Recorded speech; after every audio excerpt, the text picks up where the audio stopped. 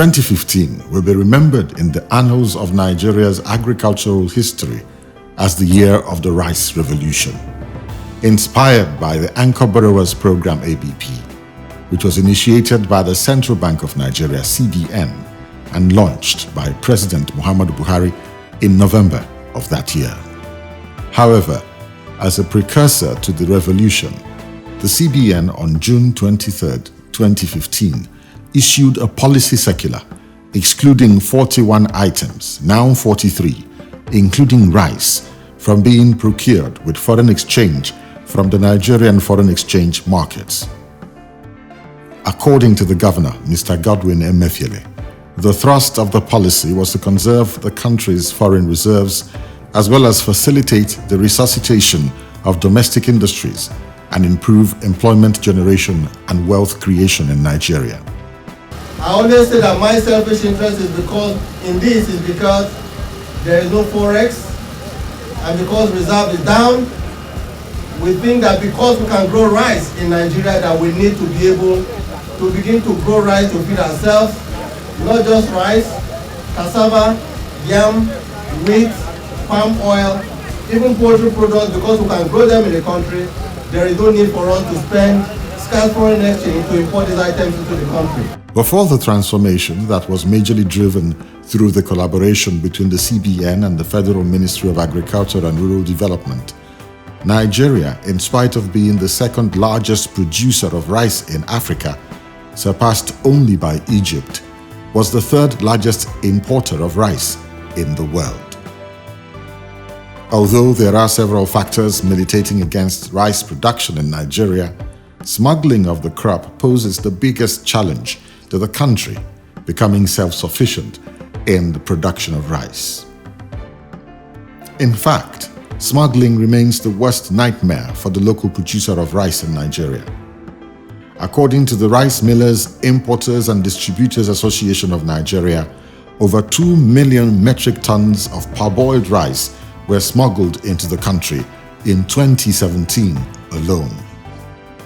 Statistics at that time indicated that Nigeria spent over 300 billion naira annually importing rice, a situation the fiscal and monetary authorities found very disturbing. A survey of the Nigerian market on the eve of the revolution also revealed that imported brands of rice enjoyed greater prominence on the shelves of departmental stores and major urban markets due to the consumption pattern of a large sector of the Nigerian population. The question that plagued many minds was why Nigeria, with its huge rivers, lowlands and fertile deltas, with limitless opportunities to grow excellent quality rice, should be a large importer of rice. Credit to the Anchor Borrowers Program of the CBN and the resolute support of Nigeria's President Muhammadu Buhari, the country has moved from the unenviable position of being the world's third largest importer of rice to displace Egypt as the largest rice producer in Africa. According to a report from the Africa Rice Center based in Benin Republic, the feat in the area of rice production in Nigeria was the outcome of robust collaboration between the Central Bank of Nigeria (CBN) and the Federal Ministry of Agriculture and Rural Development that focused on areas in the agricultural sector where the country has comparative advantage in the quest to drastically reduce the country's huge import bill. From Birnin Kebbi State, where the rice renaissance started, to Abakaliki, Kanu, Ado-Ekiti, Ogoja, Minna, Abeokuta, and other locations in the rice-producing belt of the country, the testimonies are the same. Nigeria has the capacity to produce enough to feed its large population and export its diverse rice brands to the rest of the world. Farmers have suffered in the past because of drought. You plant your farm, no water. But with what they have given to us, we can farm all year round. They have given us some seedlings here which I have planted. My farmers are even there cultivating right now. And it's a laudable project. Before now, I was producing less than the hectare I'm going into now. But with this assistance now, I've decided to go into 10 or 15 hectares within this rainy season period. We have seen the trend where Nigeria is going, and that it it is true green land that will revive the economy of this country. I'm very grateful with the President for introduction of this Anko Barua program. We are very grateful. Farmers are now rich people. Thank you. Good. We were harvesting only 4 tons per hectare. Now we can harvest up to 10 to 7 tons. 7 to 10 tons. And the father was selling just 4,000 naira before. It's now up to 10,000. So this is the best time the farmers are now getting richer and richer. Each and everyone who participates in Anko Barua's in rice production, this year he became a millionaire. A farmer who don't know how to raise 100,000 in his hand at once because of 6 months activity, he is now becoming a millionaire. Since the revolution swept across the country, there has been renewed cravings among a large population of Nigerians for locally produced brands of rice, which have proven to be more nutritious than the imported brands. Omza, Olam, Lake, Ofada, Dangote, Kwara, Ogoja, Agro, integrated. This is even better appreciated when we consider that the import bill from rice in 2014 was $1.05 billion compared to $18.50 million in 2018. The CBN, for its part, is not resting on its oars, as it insists it will not provide foreign exchange for any item that can be produced in Nigeria. What has the bank done lately? A total of 36.033 billion naira was released to 256,711 farmers for the 2019 wet season to cultivate 315,954 hectares.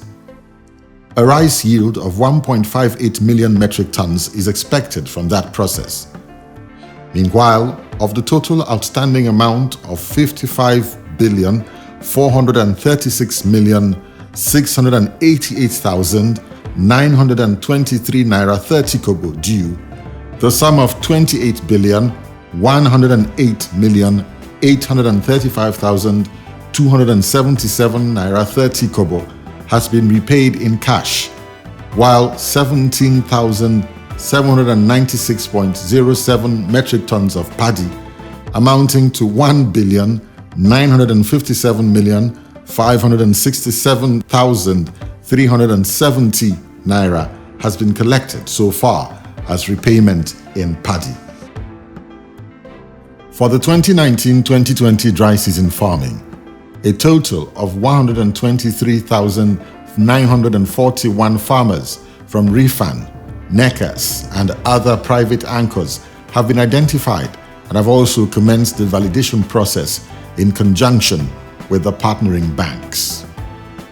To further boost production to meet the objective of self-sufficiency and bridge the 3 million metric ton supply gap by 2023, the CBN has improved its financing framework that involves Anchor Borrowers Program Commodity Association, Anchor Borrowers Program Private Anchor, Anchor Borrowers Program State Government, Paddy Aggregation Scheme, CBN Differentiated Cash Reserves Requirement DCRR Regime, and the Commercial Agricultural Credit Scheme.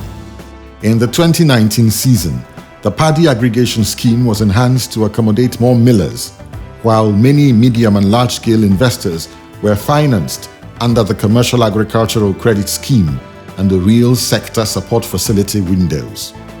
The sum of 83.84 billion naira has been earmarked to execute the 2020 rice wet season, subject to submissions of applications for specific drawdown. Till date, a total of 182.01 billion naira has been released by the bank under the Anchor Borrowers Program. The bank is also working to increase the number of smallholder farmers' participation by improving access to funds and providing economic linkages among stakeholders to guarantee food security, deepen the reach of the beneficiaries, and provide job creation opportunities for Nigerian youth. Mr. President is very committed to this, and I'm happy that the state governments themselves are committed to this. and we're all working together to ensure that we're able to feed our people, because that is a major objective that should be in the mind of our people.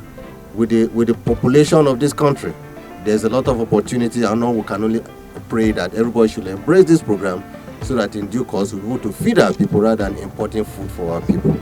Indeed, Nigeria has never been closer to achieving self-sufficiency in rice as a national staple than now.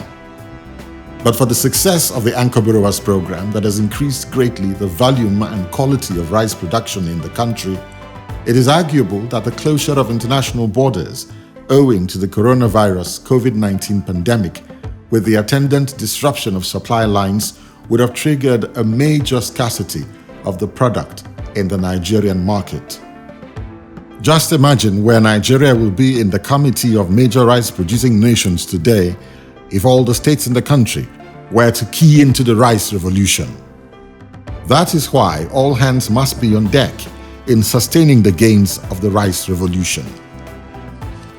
Although challenges remain, particularly the monster of smuggling, the rice revolution, through the Anchor Borrowers program, continues to see to a drastic reduction in the importation of rice. Going by figures obtained from various official sources, the volume of rice importation into Nigeria in metric tons has continued to decline drastically.